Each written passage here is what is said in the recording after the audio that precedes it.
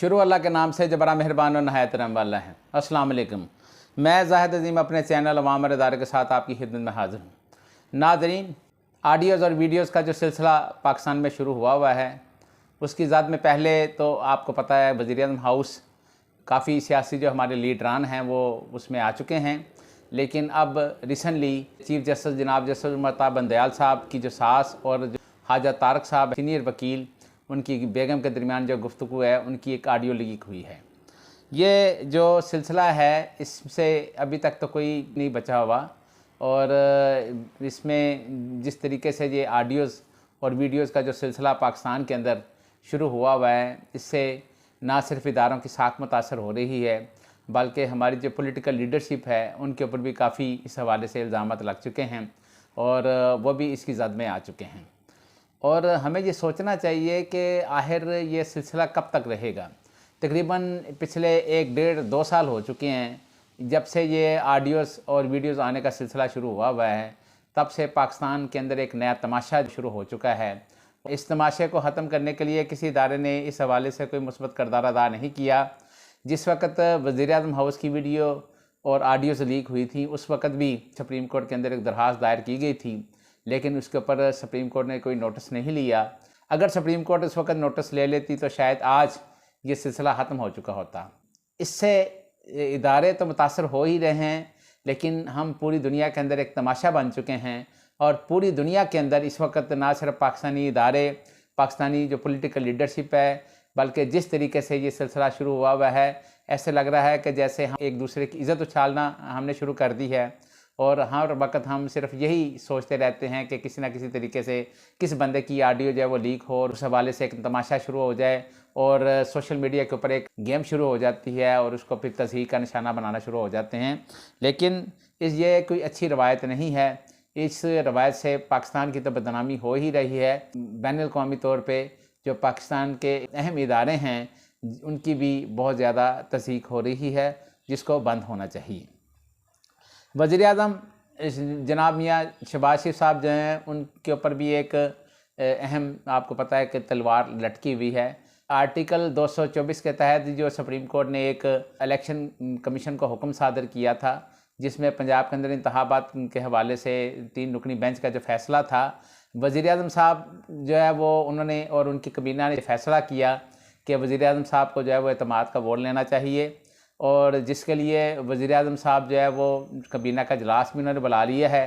और अनकरीब शायद वज़ीर-ए-आज़म साहब इस हवाले से एतमाद का वोट लेंगे और एतमाद का वोट लेने के बाद हो सकता है कि वो कोई ऐसा फ़ैसला कर सकें। कुछ जो ज़राए हैं उनका कहना है कि वो इंतज़ामी एग्जेक्टिव आर्डर के ज़रिए सुप्रीम कोर्ट के जो चीफ जस्टिस हैं उनके ऊपर दोबारा से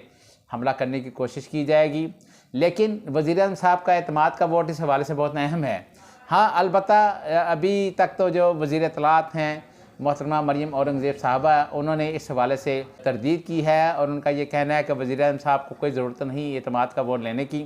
और ना ही वज़ीर-ए-आज़म साहब एतमाद का वोट लेंगे। लेकिन दूसरी जानब ये ज़राए कह रहे हैं कि वज़ीर-ए-आज़म साहब एतमाद का वोट लेने के लिए तैयारी कर रहे हैं और नंबर गेम्स जो है उसके ऊपर काफ़ी काम हो रहा है। ज़ाहिर है वो इलेक्शन में नहीं जाना चाहते। वज़ीर-ए-आज़म साहब एतमाद का वोट लेने के बाद सुप्रीम कोर्ट के ऊपर एक हमला करेंगे, यानी सुप्रीम कोर्ट के जो चीफ जस्टिस हैं उमर बंदयाल साहब, उनको एक एग्जेक्टिव आर्डर के ज़रिए तब्दील कर दिया जाए और जो उनके बाद सीनियर तरीन जो इस वक्त जज हैं काजी फ़ायज़ ईसा, उनको चीफ जस्टिस के तौर पर नामज़द कर दिया जाए। क्योंकि इसकी मिसाल आपको पता है पहले भी हो चुकी है। जिस वक्त आसिफ अली ज़रदारी साहब सदर पाकिस्तान थे उस वक्त भी एग्जेक्टिव आर्डर के ज़रिए इफ्तिखार चौधरी साहब को चीफ जस्टिस ऑफ पाकिस्तान जो है वो बहाल कर दिया गया था, जिसकी हालांकि उस वक्त की जो पीपल्स पार्टी की हुकूमत थी उन्होंने काफ़ी मुखालफत की। आसिफ अली ज़रदारी साहब इफ्तिखार चौधरी साहब को चीफ जस्टिस लगाने के लिए तैयार नहीं थे, लेकिन फिर प्रेशर आने के बाद कुछ हलकों ने उनके ऊपर प्रेशर डाला, जिसके बाद उन्होंने फिर मजबूरन एक एग्जेक्टिव आर्डर के ज़रिए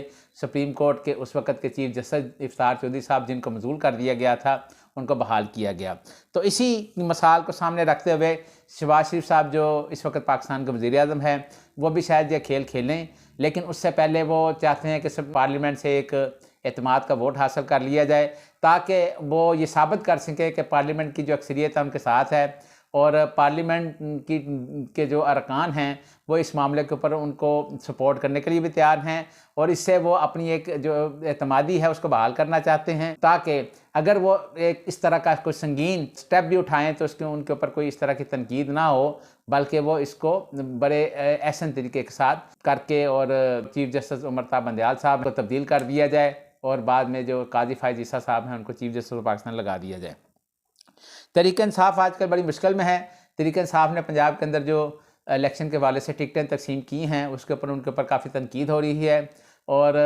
कारकुनान की एक बहुत कसीर तादाद जो है वह इस वक्त एहतजाज कर रही है। हालांकि इमरान खान साहब ने इस हवाले से कहा है, उनको यकीन भी दिलवाया है कि वो जिन लोगों को टिकटें नहीं दी गई उनको दोबारा से सुनेंगे और फिर फ़ैसला करेंगे। लेकिन ज़ाहिर है कारकुन जो हैं वो इस वक्त बहुत ज़्यादा इस मामले पे एहतजाज कर रहे हैं, जो कि तहरीक इंसाफ की मुश्किलात में इजाफ़ा हो रहा है। टिकटों के हवाले से तहरीक इंसाफ आपको याद होगा कि 2018 में भी काफ़ी मुश्किल में फंसी हुई थी और एक मरतबा फिर इतनी पॉपुलैरिटी के बावजूद तहरीक इंसाफ शायद टिकटों के हवाले से कोई सही फैसले नहीं कर पा रही और इमरान खान के ऊपर इस वक्त बहुत ज़्यादा प्रेशर है और कारकुन सरापा एहतजाज हैं और बहुत सारे हलकों के अंदर वो